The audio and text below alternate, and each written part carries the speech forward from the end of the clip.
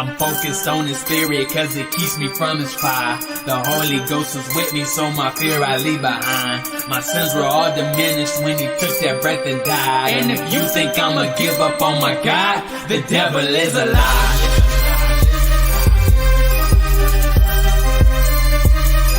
The devil is a lie.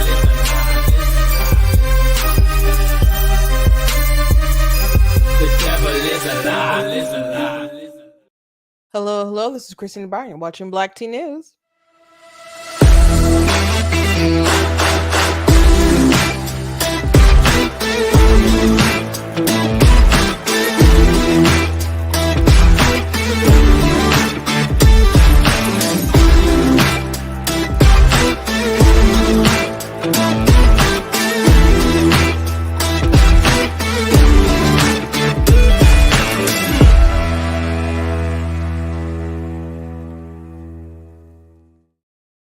Hello, welcome to Black Tea News. I'm your host, Christina Barr, and today we're going to be talking about Kamala Harris and some more details about her plan with the housing, and even like CNN commentators and other folks and are writing things about it, talking about it on TV, saying this stuff doesn't make sense since there's not a lot of upside, and there's like a lot of promises that really can't be fulfilled, and then they're kind of bad promises, so why even make them?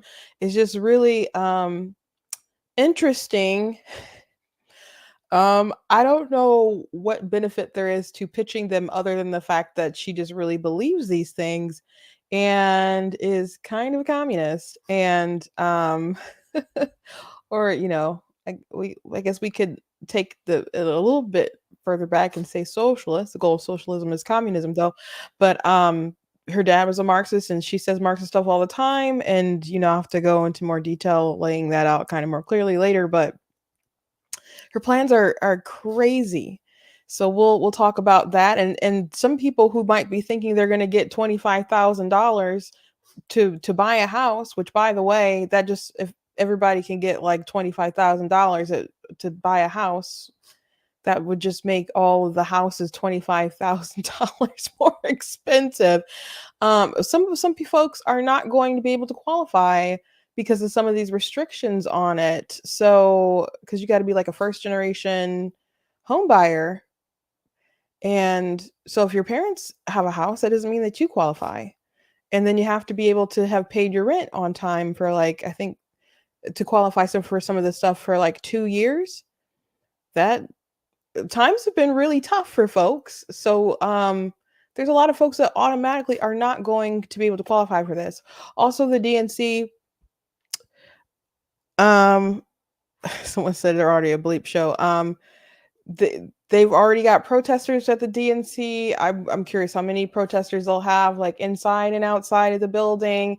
They are going to be doing vasectomies and abortions on sites, and like there's a mobile abortion clinic, and there's people dressed as the abortion pills, and it's just crazy. It's just really a cult of death. Rush Limbaugh always said that leftism, liberalism is a religion, and there's like their sacrament is abortion, and that's the thing that they love, that they're really running for, that they're willing to let the country implode over.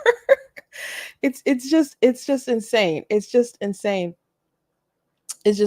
Also, I want to talk about a little bit about Candace Owens, and she kind of broke the internet, or at least Twitter, over the weekend, and she's been trending all weekend and still today over some comments that she made. And so I posted one of my videos and some folk that I already made, and some folks were upset about it, so I want to talk about it, and not too long, just briefly kind of cover it and move on to the important news. So anyway, before we jump into everything, I want to encourage you guys to go to blackteenies.com, check out different content on my website, articles, videos, etc. If you like what I do here, please consider leaving a donation at blackteenies.com/donate, because it does cost a stream and run my website, all that good stuff. And despite what my I guess criticizers say now, I'm not funded by APEC. So yeah, that's an accusation being lobbed at me right now. So but if you can support, I appreciate it. You guys can also give stars on Facebook. If you're watching on YouTube, you guys can send super chats, which I do read super chats as long as they're not like crazy or gross or something like that. I'll go ahead and share it.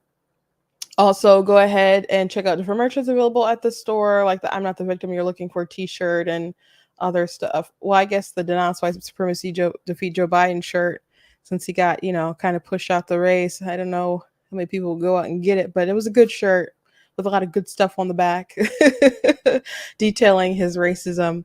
So, yeah, you guys can check out other stuff like mugs and so on. My book, of course, God's Plan Against Abortion. I told you guys I was working on a second edition, and it's almost done. I think it'll be ready to go live tomorrow. So maybe, hopefully, by the time I air my show tomorrow, I'll be able to announce like, hey, you guys can go ahead and check out this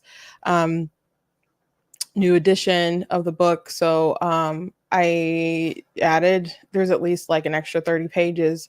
But then I did I had like an end note that all the references, and then I had a bibliography too. So I did take out the bibliography because one, I has to save on the pages, two, also it was the same stuff. One was just in alphabetical order as opposed to like when the citations fall into the actual book. So there's a lot added into it. There's a new chapter in it. There's expound on quite a few things, like the story in Exodus when there's two men fighting and they, a pregnant woman is in the way or whatever, and she ends up getting hurt. And the critics say that, oh, well, if she has a miscarriage, then the babies, then they just pay a fine. But if the woman is, killed or whatever, it's life or life or whatever, et cetera, et cetera.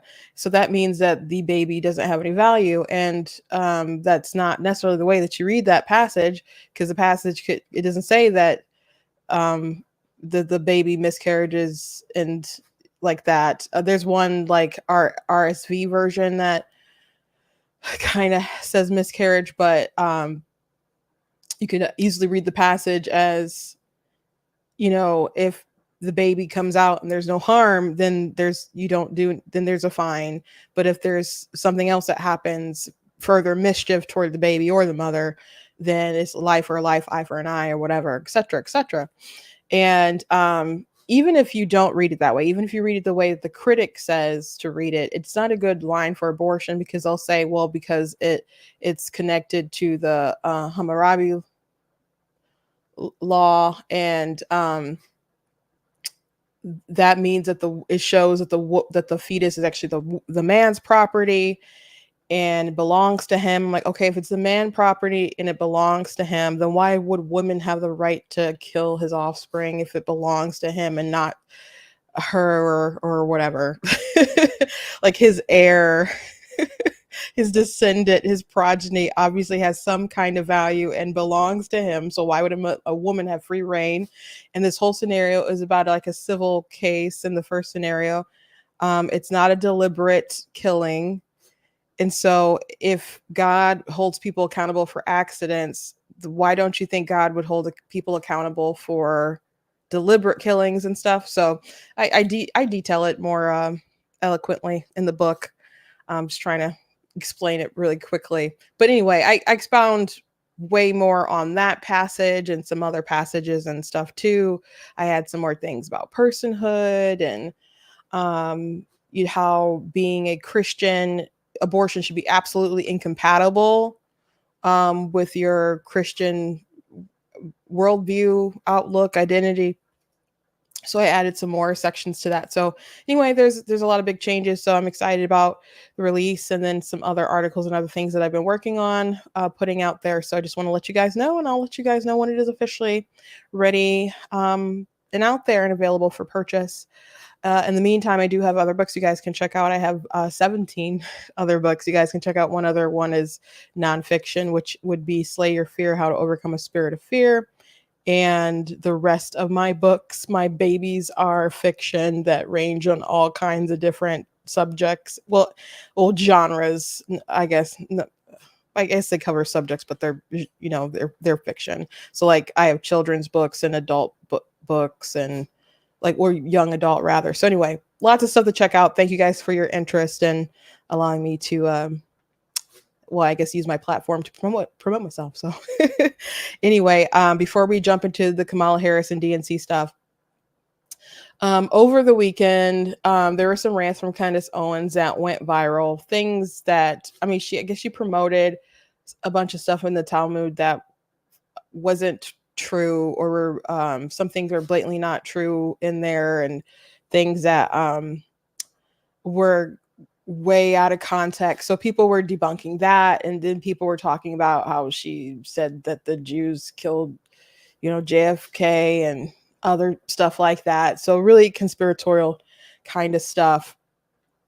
And I've just kind of more covered at length in my videos. Like, I covered her beef with Ben back in November, and the whole saga kind of leading up to that. And I did another video, about maybe 2 months ago now, because she started talking about Clavin and that he defamed her. So I went through his comments and her comments about his comments and stuff that she said on Piers Morgan. So I have lots of receipts on that. And I went back to stuff she said about Brian Mass. I went to stuff that she said in an interview with Ami Kozak, and in her interview with Brianna Joy something, the girl who was on The Hill, or I think, who got fired after she was pretty rude to a sister who was kidnapped by Hamas. So I detailed a lot of stuff. I'm like, she kind of deceives her audience. Here's the receipts. And I appreciate everyone who took the time to look at that and stuff. So anyway, since she's been being talked about right now, I posted my video on Facebook and said, hey, since people are talking about her, I just want to remind folks that I did this video in case you missed it. And there were a lot of opinions. There were a lot of opinions. What's funny about it is that I didn't expect to get a lot of comments, because when you usually post a link to something that's outside of the particular social media page, like on Facebook or Twitter, they suppress the link or whatever. So I thought there might be a couple of likes on it, maybe a comment or two. I didn't expect it to have a ton of comments and a ton of activity. But some people are upset and said, I'm going to unfollow you. And I don't even know how many people who say I'm going to unfollow you really followed. And I also don't know why people decide to follow. There could have been a meme that I posted and they're like, oh, let me follow this page because I like the meme. Or one dunk on somebody. They're like, oh, I like this. They're talking about white liberals are racist, so let me like this page and don't follow anything else that I say or pay much attention to it. So I don't know how. I just want to get this out the way. I'm very grateful to people who appreciate my page, follow my page, like my page, even though you might disagree with some things that I say, that you're mindful, that you're considerate.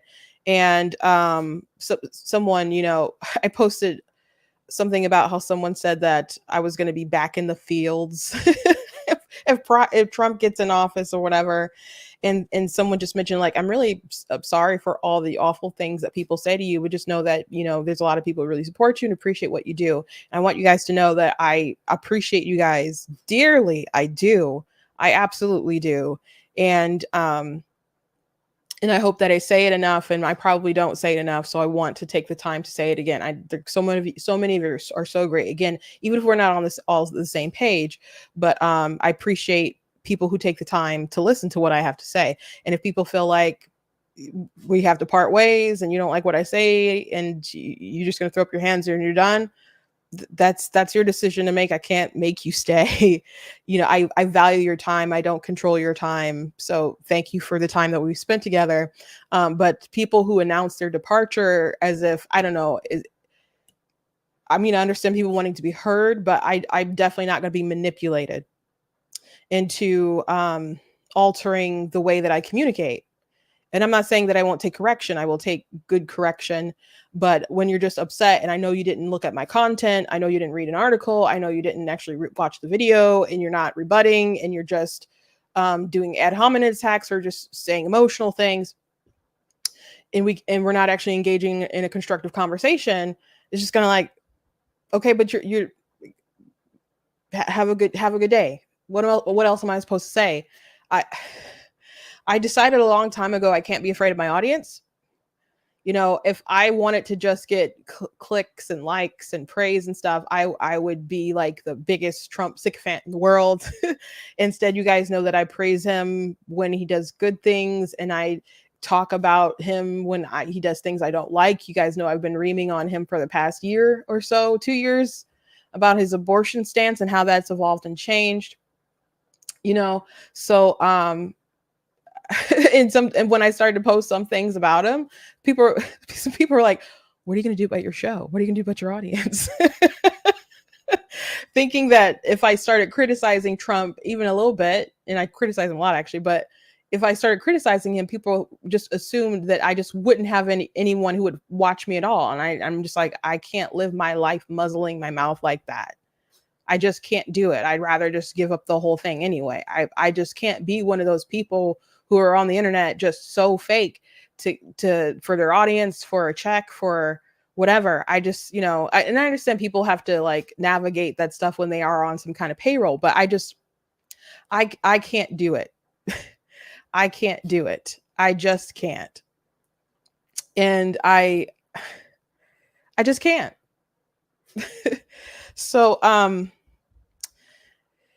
anyway, some people were upset because I posted some stuff. Now, you can at least look at it and judge, and if you don't want to, that's fine. If you don't want to, I don't understand why people comment.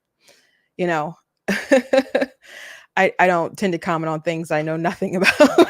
So if you don't want to engage with actually watching or reading to make an informed decision, it's okay to just ignore the post and move on.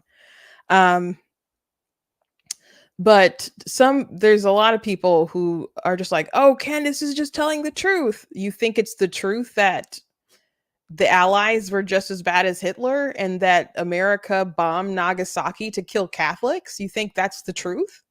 That's very interesting. You think that our internment camps of Japanese people were just as bad as the concentration camps that Hitler was running? Really? Okay. I think there's a lot of people who really love Candace Owens because, she did all that coverage of BLM stuff, and, she did that documentary, which was, it was okay. I mean, I knew all the stuff that was basically in it myself, but a lot of people didn't.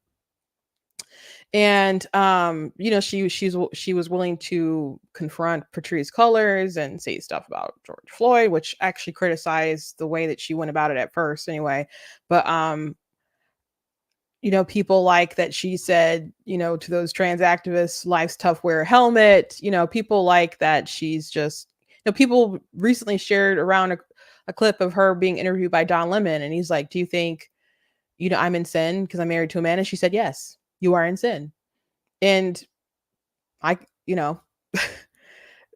people should be able to just say, like, yeah, that's a sin. You say you're a Christian, you ought to know that. Why are you asking me that question?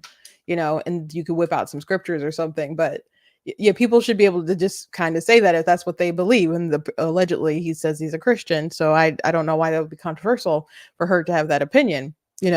So people like different stuff that she says, but I don't know how a lot of people that I know that really like Candace Owens don't follow her religiously.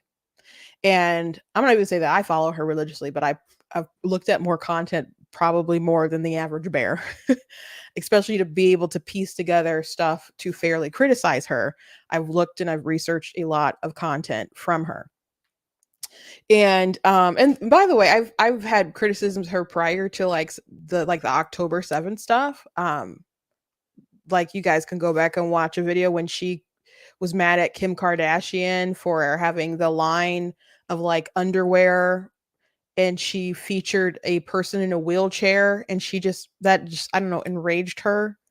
And she did a video saying that not all things should be for you, and went off on an inclusion, and it's dumb to have a woman in a wheelchair modeling underwear when it was especially designed for people, with limited mobility. And she just made like Christine Applegate just infuriated.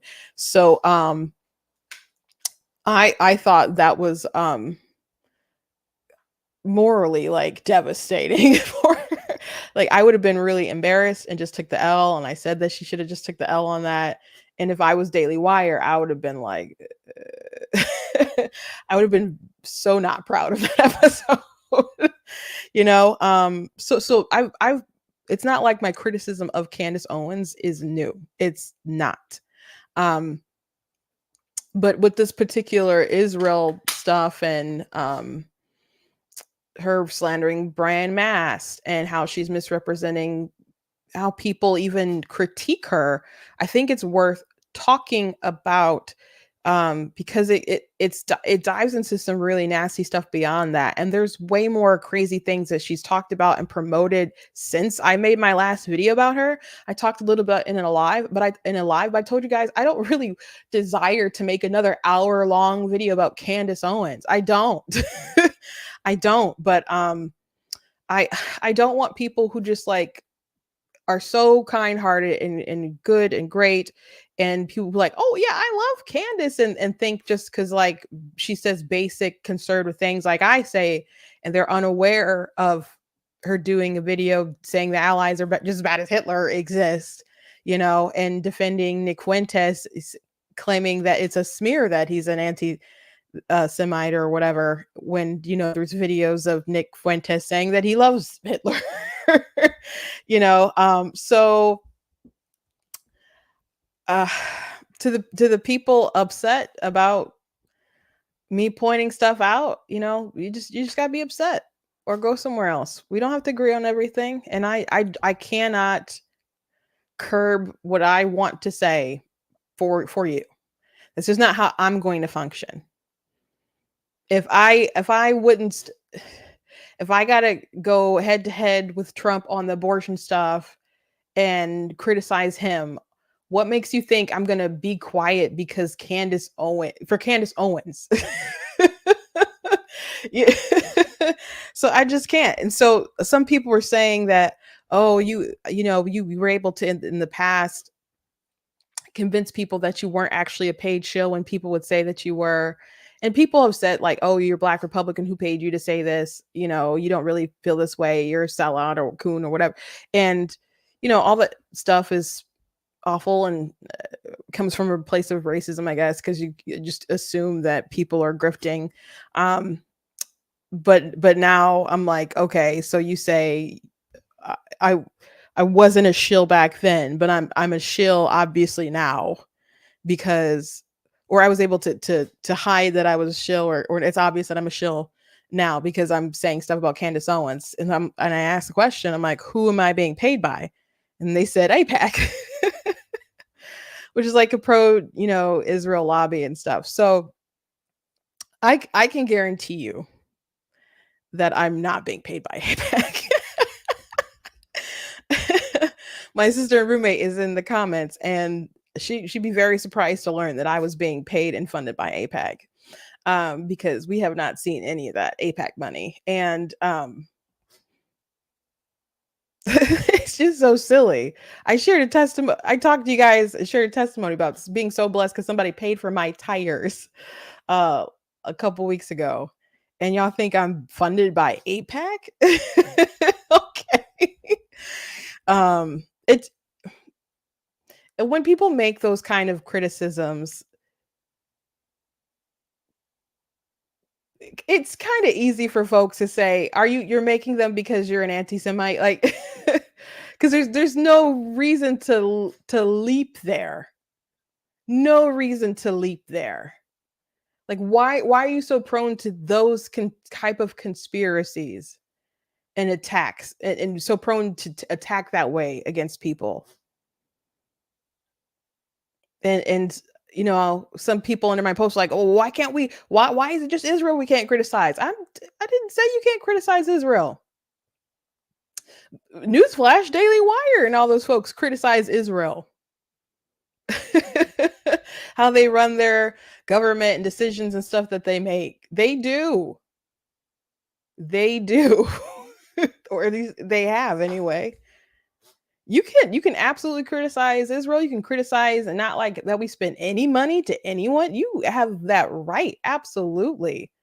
But what does that have to do with believing that we we bomb Nagasaki to kill Catholics, or or I mean, just I'm gonna go through some of the list of conspiracies, and there's this guy I follow, AG Hamilton, and he detailed a lot of this stuff with Candace, and he says he's kind of not probably gonna keep doing it because I guess there's an old saying that about anti-Semitism that people don't necessarily accuse Jews of well, there's an analogy like, oh, we don't accuse the Jew of stealing because we think he's guilty. It's just because we like having to make him empty his pockets to prove that he's innocent. Like just the whole, I guess, the drama of it all. And so he's, you know, um, not going to do it anymore, or plans to not really go through it anymore. And I think someone should, and someone with a bigger account than me. And some people are like, you can't do it, you can't cancel her. I have, look, Candace Owens is, besides the fact that she made a lot of money with conservatives and stuff, she's rich. She married into a very wealthy family. I'm not sure there's anything people can do to really shut her down, but I just want people to be aware, and you can live in ignorance if you want to, or you can just know, like, hey, there's some stuff she's saying here that's like totally off the wall. Okay? She even did a space this weekend with Andrew Tate, and she also invited Norm Finkelstein to it too. And Norman Finkelstein was like, he said that October the 7th warmed his heart. And she did have him on her show, by the way. Which I think was one of the biggest like bleep views to Ben, but I'm trying to find the post. Let me just go to AG's page and scroll a little bit. So people have been talking about it all weekend. It's, if you go on Twitter, you'll easily find a lot of the stuff she's saying. Like, but if you believe, the Jews did 9/11 and the Jews killed JFK, I guess it is what it is. But you don't have to be mad at me for pointing out she's saying some stuff that's just not true, man. Okay. I found it.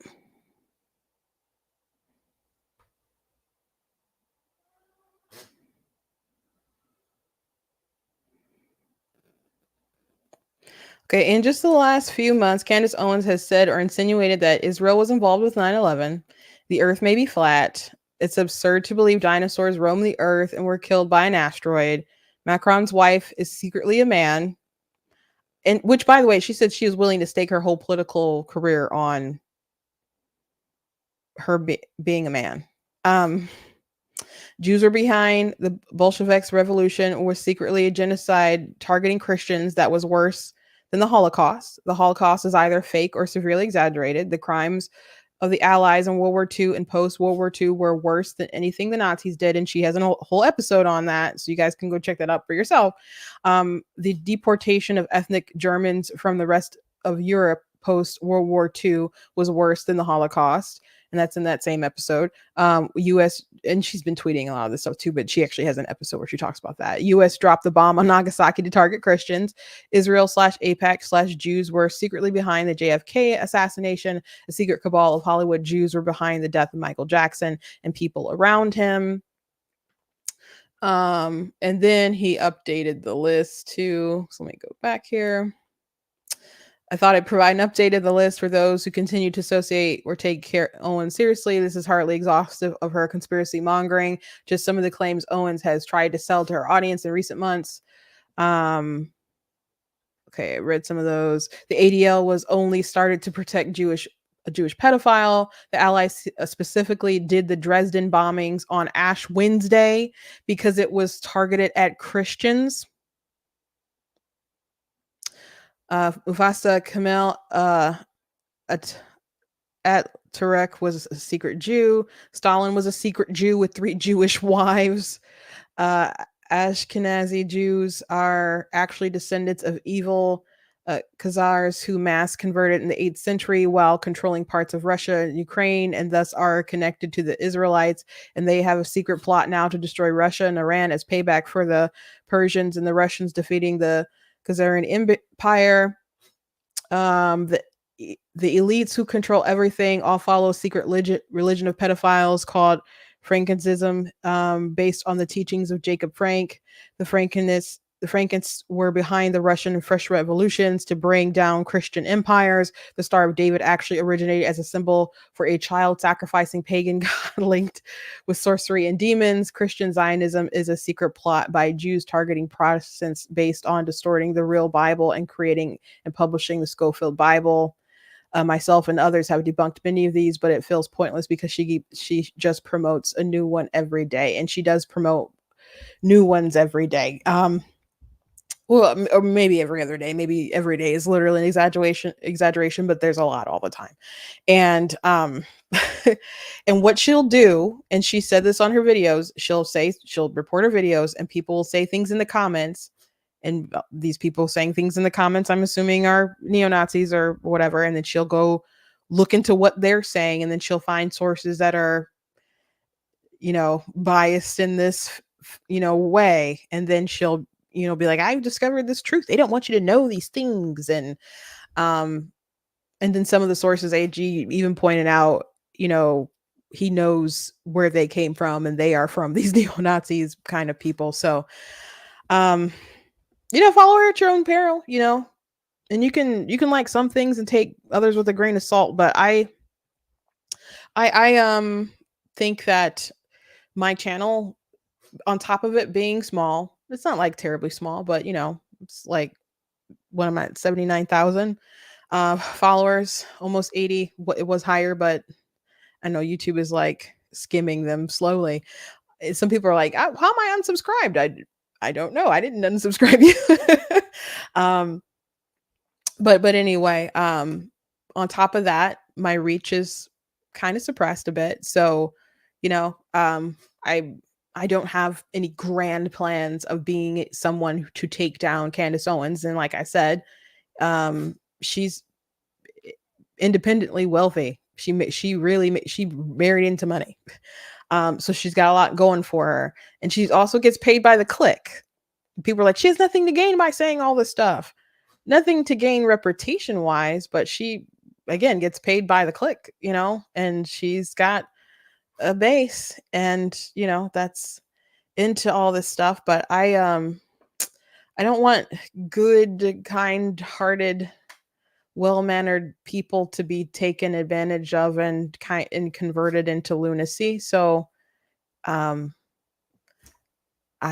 just said my part and my piece. So some people, when Pearl started to say stuff that I didn't agree with, people would say things like, oh, don't talk about Pearl, we're on the same side. And I'm like, I don't think we're on the same side, because I think a lot of the things that she talks about leads to degeneracy and other things. So, and I'm not saying that Pearl doesn't say things aren't right and that aren't true, but there's some darker things that I'm concerned about that are warping the minds of young men, and where that will eventually lead. And so I have a similar concern with Candace. And so that's why I say stuff. I mean, I think I have a lot more to lose actually than she does. Someone's like, you have everything to gain. She has nothing to gain from this. There's a lot of people who are very emotionally attached to Candace Owens. I posted my video originally on YouTube and I lost followers. Okay. So and there's people who said, oh, I really appreciate what you do, etc. and so on. But it's a risk, because there's a lot of there's people who don't even want to see my side, even with the receipts that I provide. They just want to protect the person that they're loyal to. And in a way, I can kind of appreciate that. I mean, I would like to think that there's people, if some people were saying stuff about me, that some people were like, no, Christina, but I give you permission to look at the facts and just make, educated, I don't know, you'd know a true by its fruits. So, anyway, uh, my sister said, if you were getting paid, I would have gotten the $4 eggs at the grocery store. You could have got the eggs when we went to the grocery store. I was buying. But she said, okay, we were discussing breakfast. I'm like, you want some waffles or just something to eat in the morning? And I'm like, what about making something? She goes over to my parents' house, and they always have stuff in the refrigerator, but she'll make them breakfast or whatever. So I'm just like, can you make us something? So she's like, well, I get some eggs, but you got eggs, you gotta make something with it. And so like, I get some eggs and we get some bacon. I'm like, bacon? I'm like, we ain't buying no bacon.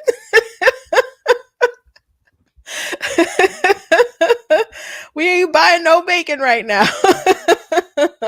Even Trump makes jokes about not being able to afford bacon.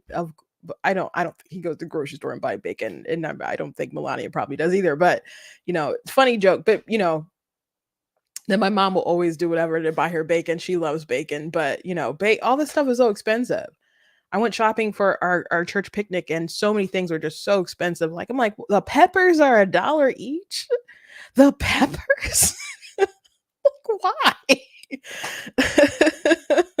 So, yeah. If I had APEC money, like, sheesh. You guys are just crazy. Absolutely bonkers.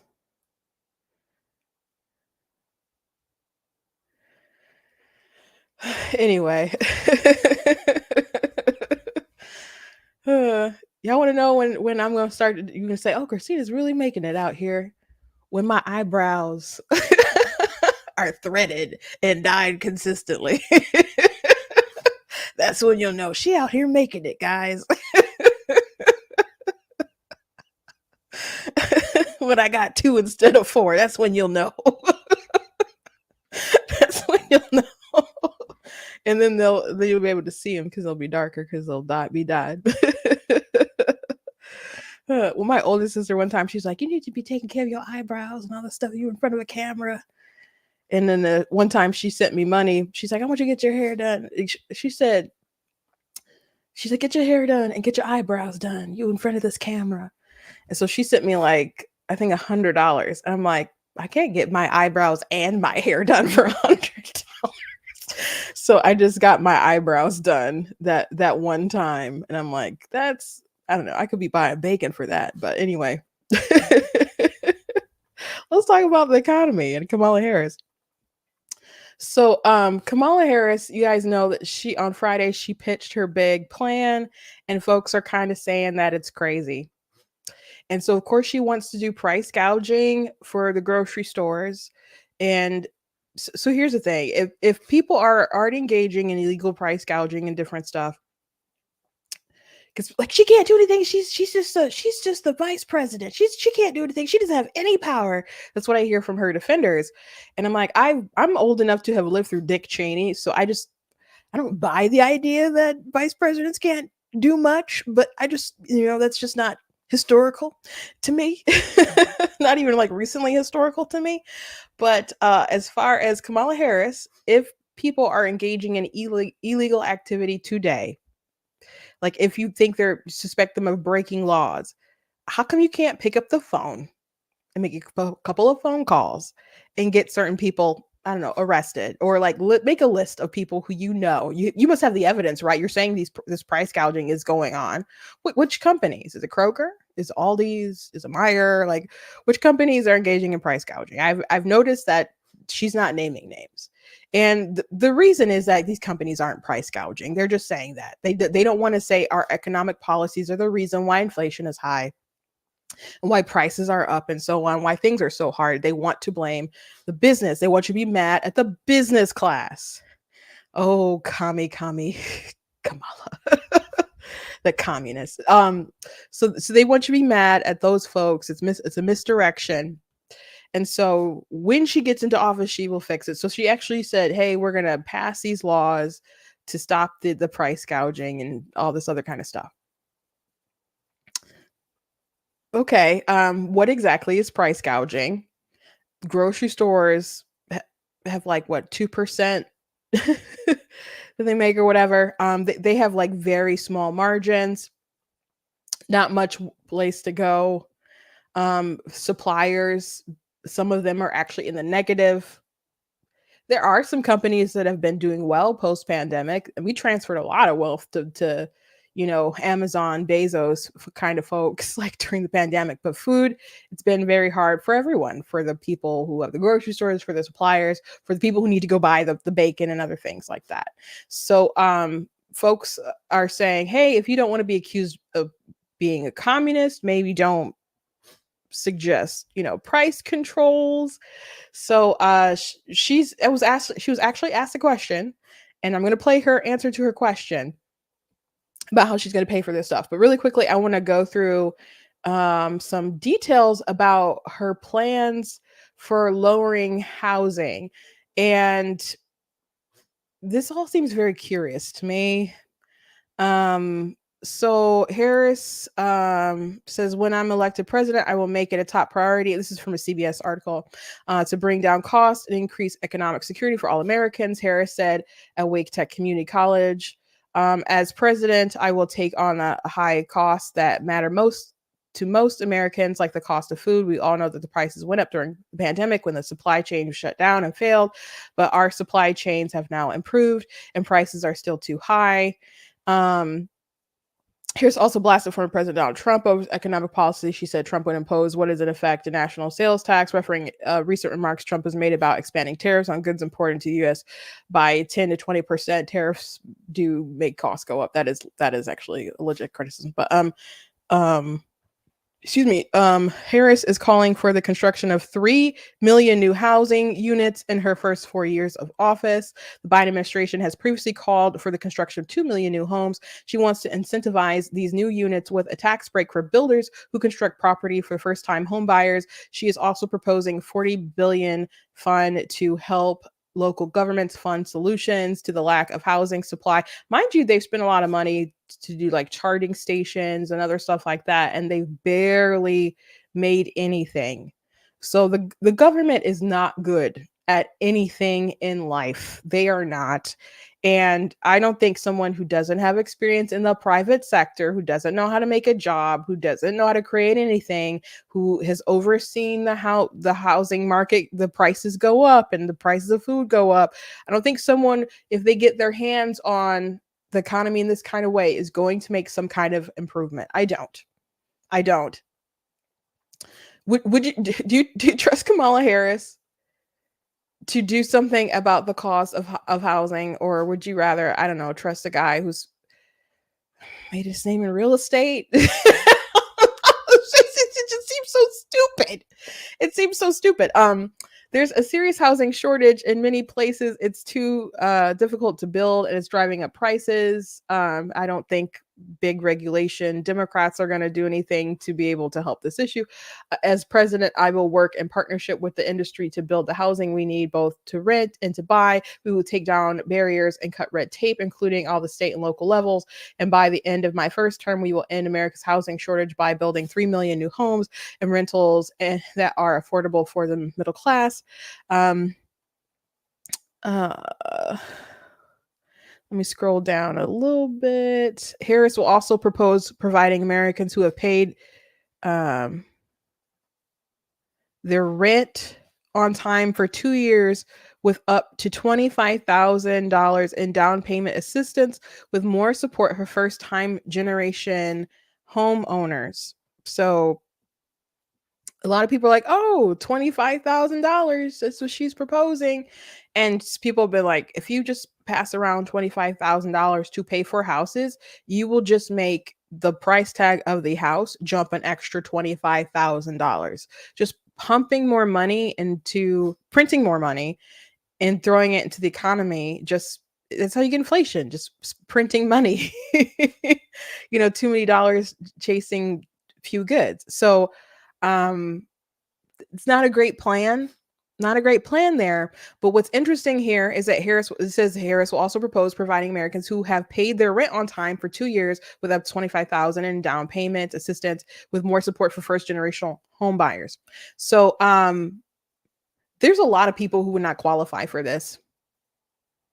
First of all, if you are a first generational home buyer, that means your parents can't own a home. So if you probably seen many videos or of folks online talking about like, oh, well, our boomer parents, things were so much easier back in the day and they could afford this home and it was this much cost and things are so much harder now and blah blah blah blah blah, and they have a house and we can't afford to buy a house. Okay, but they do have a house and you don't qualify for some of these benefits because they have a house. What does they house got to do with you? What does they house got to do with you? so who's this for? Who is this for? Who is this for? Is it just for like migrants or something? Because who's this for? I mean, there are generations of people who don't have a house and have rented, and their kids rent, and their kids rent, and their kids rent. But again, what does your parents' house got to do with you? Your parents made a living, and they got their house and stuff, and you trying to live your life with your family, and you don't have a house, but you don't qualify because they got a house. Who's this for? And then the bit about having to pay your rent for on time for 2 years. For 2 years, paying your rent on time is good, man. People have had it really tough the past couple years.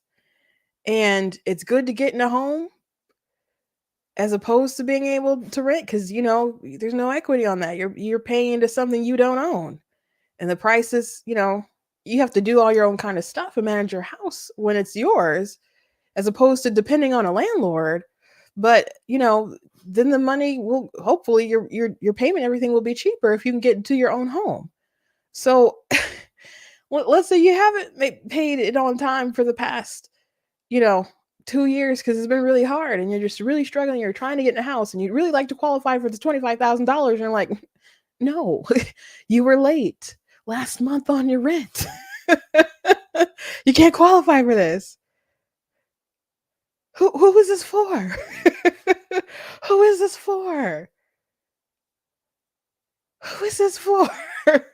Like, these are the details. I don't even understand this restriction. Why would they make this? Why wouldn't they just say like, because I think I read somewhere that they're just doing it for 400,000 people anyway. So it's not like it's like everybody like qualifies for it. Let me see if we can find that article real quick. Oh, she no, maybe I read that somewhere else. Maybe I misread it. But yeah, so and then there was like the tax credit thing. She's saying we want $6,000 for the tax credit for the first year of your child's life. It's like, okay, but Trump and them, they want to pay like what, $2,000, $3,000. They might be pitching $5,000. I don't know. I think JD Vance said he'd like to see it at $5,000. But they need to like go through Congress to see what's actually feasible, and that's paying for those children throughout their dependency. That you'll get that money. So you pitching like $6,000 for their first year of childhood, and Trump and Vance are pitching like $5,000 until they can go to college. Like that, like who would you pick here? And then some of these things that people are pitching, like they just hit hard a lot of folks that, what about people who don't have kids? So let me actually find, now that I've read a little bit about the housing stuff and what's gonna happen and what qualifies or who qualifies. Let me find this clip of Kamala Harris actually being asked this question about it, because she hasn't really been asked questions, and this was a valid question, and she didn't really have a great answer for all this stuff. It's a lot. It might be impressive to someone who's not really, I don't know, paying attention to all the stuff, but here we go. You put up some economic policies last week. Yeah. Can you explain how you're going to pay for those? And can you give us a sense of what other policies you want to unveil going forward? Okay, so the background is really loud. But just in case you didn't make that out, she unveiled a lot of policies. How is she going to pay for it, and what are the policies might be coming along? So, um, we can listen to her answer. Sure. Well, I mean, you just look at it in terms of what we are talking about, for example, around children and the child tax credit and extending the EITC. It's at $6,000 for the first year of a child's life. The return on that investment in terms of what that will do and what it will pay for will be tremendous. We've seen it when we did it in the first year of our administration. We reduced child poverty by over 50%. So that's a lot of the work. And then what we're doing in terms of the tax credits, we know that there's a great return on that investment. And when we increase home ownership in America, what that means in terms of increasing the tax base, not to mention property tax base, what that does to fund schools, again, return on investment. I think it's a mistake for any person who talks about public policy to not critically evaluate how you measure the return on investment. When you are strengthening neighborhoods, strengthening communities, and in particular the economy of those communities, and investing in a broad-based economy, everybody benefits and it pays for itself. Okay, so the answer is that she doesn't actually have an answer. It's just that we suspect, or we hope that that there's going to be a return on investment. You heard her say that a bunch of times. So, we get everybody a house, then people will be in houses, and we can charge them property taxes. And if we're charging them property taxes, and then there's more taxes that are going to go to the schools, and the schools that are trash. So she's saying we're gonna get it somehow, some way, and so someone's gonna see. Feel like maybe they're getting a return on the investment, but maybe not everybody will, right? So, let's say you're single and, you don't qualify for a lot of these things that she's pushing out here. But you still have to pay your taxes. And they're going to be funding, all these child tax credits. They're going to fund these $25,000 that people are going to get and all this stuff. So yeah, somebody's going to be making some money, but you're still not going to be able to afford buying bacon because you had to pay for everyone else's stuff and you still can't afford a house and you're just you're stiff with the bill. So maybe there's a return on someone else. I don't know. I don't know if you really call it. So where is their return on investment? It's just redistributing the wealth. and if you're getting all that child tax care credit to you, it feels great, man. Helping to pay for your setting something aside for your kids' college, maybe, and paying them bills and helping pay that mortgage and all that good stuff. But it's not great for other people who don't reap any kind of reward from that, but again, still have to pay those taxes. And she also mentioned, the return on investment on the tax credits that her and Biden did. And then they say that they ended childhood poverty. And they've been saying that for a while. And I think they basically said it like as soon as they implemented the policy before it even went to effect. That was their pitch. Like, we ended childhood poverty by doing this tax credit and stuff. So I'm gonna have to do a TikTok and I wonder if it'll get a pretty good response. The algorithm is not always kind to me, but there was a video that I did with Joe Biden. And they were talking about inflation and prices of food and other stuff like that. And he said that people have the money, they just have to spend. They're upset because they're spending money and getting less things. And he was going with the greedflation route. And when I brought up that video, I'm like, people don't got the money. Who got the money? Who got money? And people responded in kind, and they're like, is the money in the room with us now, Joe? Is the money in the room with us right now? I don't think so. So many people started like saying in the comments how, They don't have money for food. They don't have money for rent. They just have a little bit to get them through the rest of the week, to the next paycheck, how they have to decide between food and medicine. And they're out here saying people got the money. People don't have the money. People sacrifice with what they have. People are charging up credit cards to buy groceries, and then they can't afford to pay off their credit cards. It's a dire situation for some folks. So I wonder, just putting it out there, like Kamala Harris and the Democrats have been saying that they ended childhood poverty or whatever. Do you feel like you and your kids are out of poverty thanks to Joe Biden and Kamala Harris? Like, do you feel like the load has just lightened for you all? Do you feel that? Because that's just not the vibe that I get. And I know people keep trying to say, oh, the numbers are good, the economy is so good. And again, folks just aren't feeling that at all. Don Lemon did I think it was Don Lemon did an on the street video. Yeah, it was Don Lemon. Let me show you guys this video real quick. Oh, hold on, I just lost it.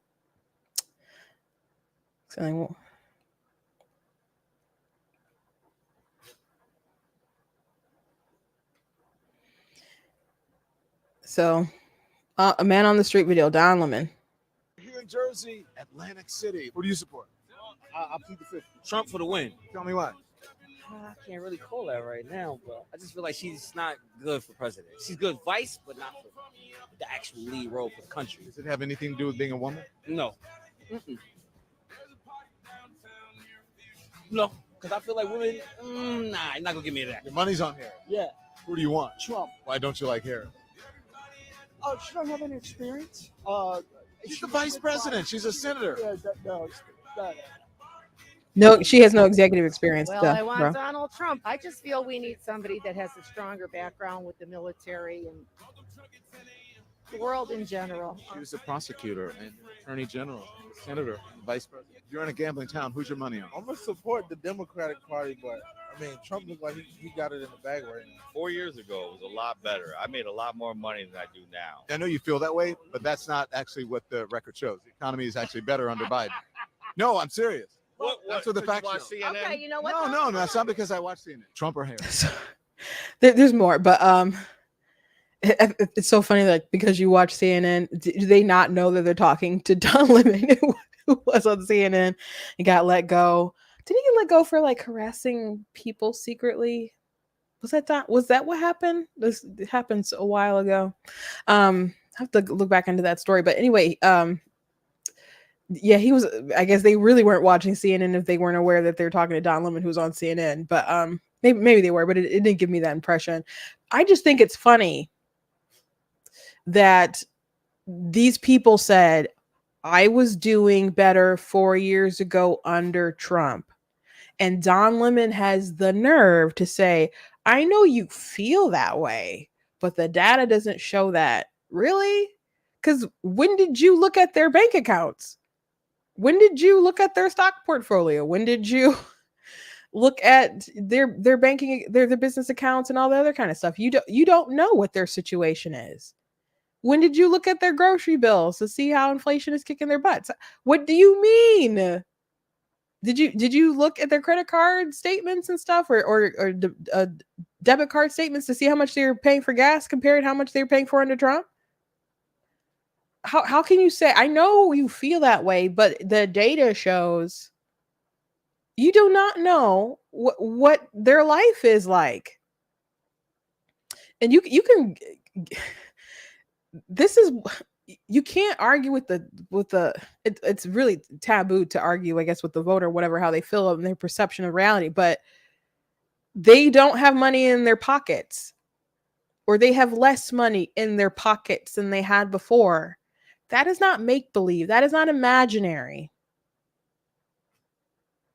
It's not imaginary. And they could be wrong. It's possible they could be wrong. But you sure as heck don't know that. You sure as heck don't know that, Don Lemon. You don't. So, gosh, there's more I want to say, more I want to say, but let me.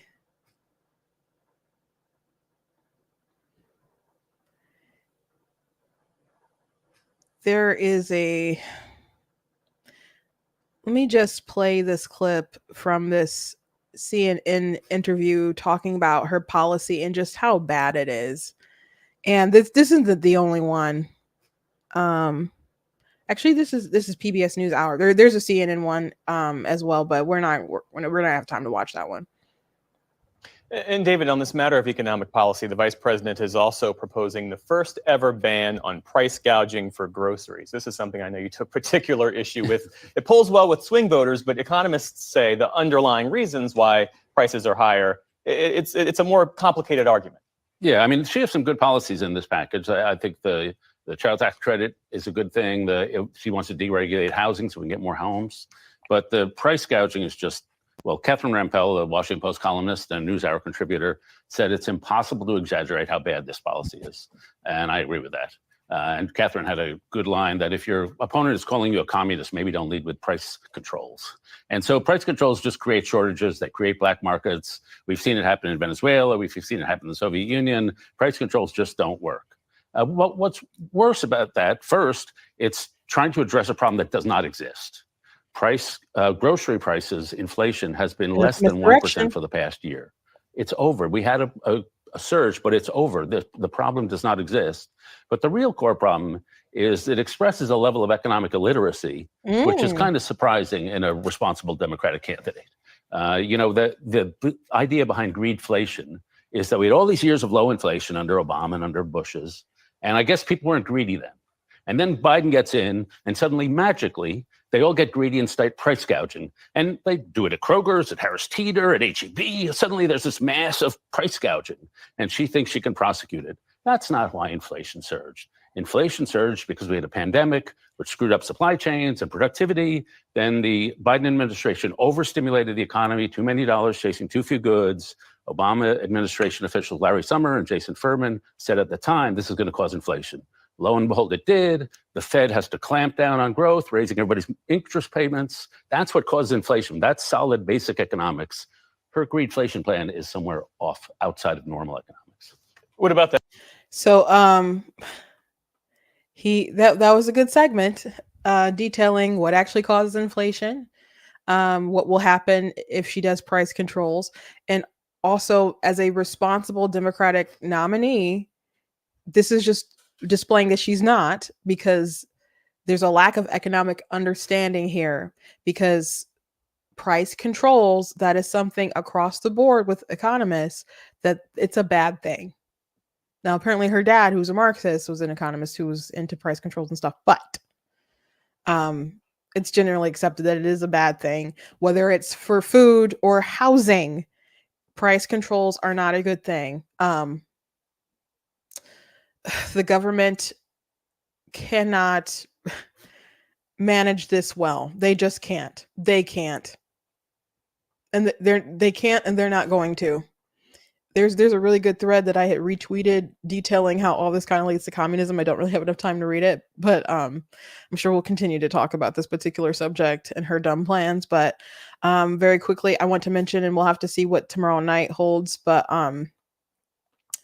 people have already begun protesting,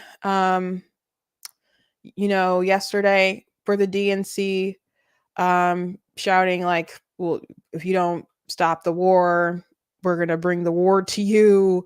Pro-Hamas people jumping on stages, taking microphones. They expect, I guess, the cops to keep everyone safe and the unruly, from doing too many crazy things.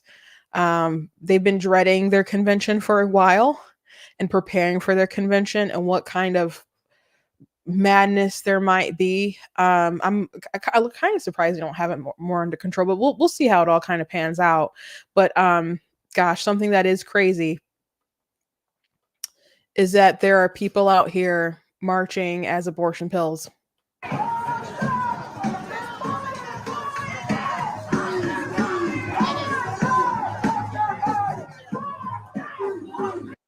So these pills, the first one that you take, it suffocates and starves your baby. And then the second one you take to cause contractions to force it out of you. So that's what they're walking around as. This is a death cult. It just is. They're also doing mobile vasectomies and abortions. Now, what's funny about the abortion, the vasectomy thing is that when you do have abortion restrictions, people will just make more responsible decisions about procreation. Like they will have safer sex or less of it, or just be more careful, or in this case, get snipped. So it just kind of undercuts, a bit there. But it's interesting though. When people want to compare vasectomies and abortions, like you'll say like, oh, I think abortion shouldn't be legal. Well, do you think we should do vasectomies, forced vasectomies? You're against choice. It's like, vasectomies don't kill babies. They're just, I don't know, they're a little bit different. At least they seem different to me. I don't know. Maybe I'm missing something. But I saw someone do a video. The first I saw about reporting about the mobile abortion stuff at the DNC, someone who was pro-choice on TikTok was talking about it. It's a black guy, and he's like, "Man, this is ghetto. This is too much." He's like, "This is absolutely too much." And someone in the comments this other guy was like, "I'm pro-choice, but they about to make me pro-life, no exceptions." Because this is weird, and I don't know why you'd want to. I mean, they're going around saying Republicans are weird, but obviously this is the stuff that's really weird. So I just don't understand, if you want to take the moral high ground with your abortion issue, why you want to be so blatant with your worship of being a cult of death. Like, why go all the way with this? Like, if you're trying to show that Republicans or whatever are extreme, and then you just show that you are like basically no restrictions, and you promote this stuff, and abortion is love, and it's not just healthcare, it's love. It's, there's absolutely nothing wrong with it. Uterus the fetus, even if it's alive, we don't care. When you have that sort of mentality, it turns people off, including people who are like in the middle, who were pro-choice, and they're like, maybe the pro-lifers have a point. But you know what? These people who are like no restrictions, whatever, that is the natural conclusion to their position, that my body, my choice. Because even if you believe in restrictions at 20 weeks or whatever, you are restricting the body of the bodily autonomy of the woman. So at some point you believe in restrictions there. So, there's a bit of an inconsistency somewhere. Once you decide that it's a baby, once you decide that it's alive, but the truth of the matter is that at conception, it's a new, unique individual being. Yes, they are dependent on their mother. But is that really a crime worthy of death? I don't think so. I don't think so. I'm like, well, they need the mother to live. Yeah. And you apparently need resources to have your abortion. Okay. You're not explaining why we should provide them to you. Because if we do nothing, the baby will come out alive, and the baby will no longer be in you. And eventually it sounds like a win-win situation to me, So that's why I say, if they both can live, they both should live. But you want a special circumstance, everyone to move heaven and earth for you to be able to unalive this child, because you just can't wait for them to get out of you or whatever. But that ends with someone's life being snuffed out. So it kind of seems like a bad thing. I'm sure we'll have plenty to talk about tomorrow with their convention. I think Bill Clinton is, I know Biden is speaking tonight, but I think there's a Clinton speaking tonight. Maybe it's Bill. I know Hillary's going to speak at the convention. I don't understand why they keep propping up the Clintons. Like, I'd be ready to let them go, all the Epstein stuff and whatever. I just be ready to just let them like go off into the sunset. It's very interesting to me that they keep, I don't know, putting them center stage whenever they can. But, I mean, I understand he's a former president, but he's also, like a rapist. So I just, or you know, he's got some credible accusations, I suppose. Anyway, thank you guys for joining me today. Please go to blacktnews.com, check out different content on my website, articles, videos, etc. If you like what I do here, please consider leaving a donation at blacktnews.com/donate, because it does cost to stream and run all that stuff. And I don't have APAC money. So your support does really, really help. So if you can, God bless you. Also, I believe that I will have the second edition that will be live tomorrow. I'll let you guys know. There'll be an email and I'll talk about it and the post and whatnot. So hopefully all that will be done by the time I go live tomorrow. Check out different merch that's available on the website, different shirts and other things like that. God bless you guys, and I'll see you tomorrow.